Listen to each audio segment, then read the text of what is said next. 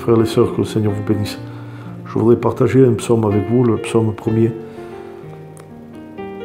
Heureux l'homme qui ne marche pas selon le conseil des méchants et qui ne s'arrête pas sur la voie des pécheurs et qui ne s'assied pas en compagnie des moqueurs, mais qui trouve son plaisir dans la loi de l'Éternel.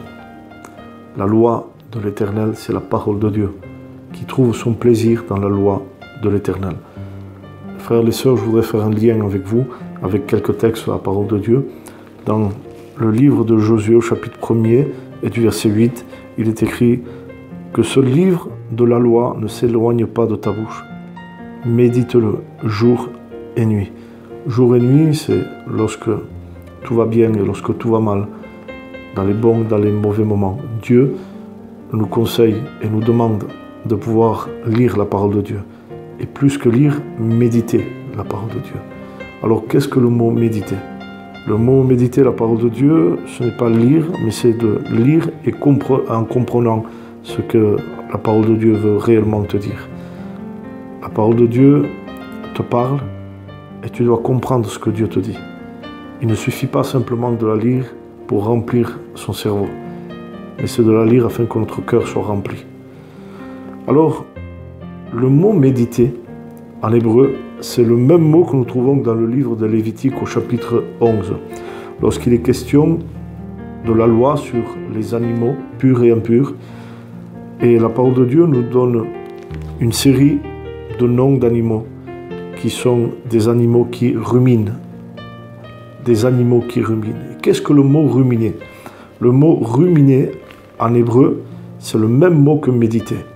Ruminer, c'est des animaux qui mangent la nourriture et lorsque cette nourriture est dans l'estomac et qu'elle n'arrive pas à être digérée, bien certains animaux font remonter la nourriture jusqu'à la bouche et remâchent à nouveau pour pouvoir mieux digérer. Bien que c'est le même mot en hébreu que nous retrouvons dans le psaume 1er et dans Josué chapitre 1 verset 8 pour le mot méditation. Heureux l'homme qui médite la loi de Dieu, la parole de Dieu. Alors, dans un sens, je dois écouter, prendre cette parole, essayer de l'avaler spirituellement. Et si je vois que je ne la comprends pas, qu'elle ne me remplit pas, qu'elle ne me rassasie pas, ce n'est pas faute de la parole de Dieu, mais c'est que j'ai mal compris. Donc, cette parole doit remonter à nouveau et je dois à nouveau essayer de la comprendre dans la prière. Je dois passer du temps dans la prière, demander à ce que Dieu me permette de la comprendre, la méditer, l'appliquer dans ma vie, non simplement l'appliquer à un contexte ou à une autre personne, mais l'appliquer personnellement. Et une fois que cette parole est bien comprise, bien inspirée, bien absorbée, je peux la digérer.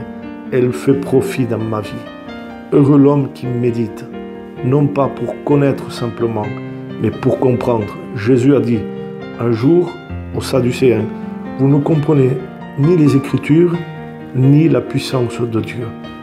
Une parole qui est mal digérée, mal méditée, nous ne pouvons pas l'appliquer avec puissance de Dieu. Alors, je vous conseille, les frères et les sœurs, et je vous motive et encourage à pouvoir méditer la Bible. Non pas de façon simplement intelligente, mais aussi avec l'esprit, avec cœur.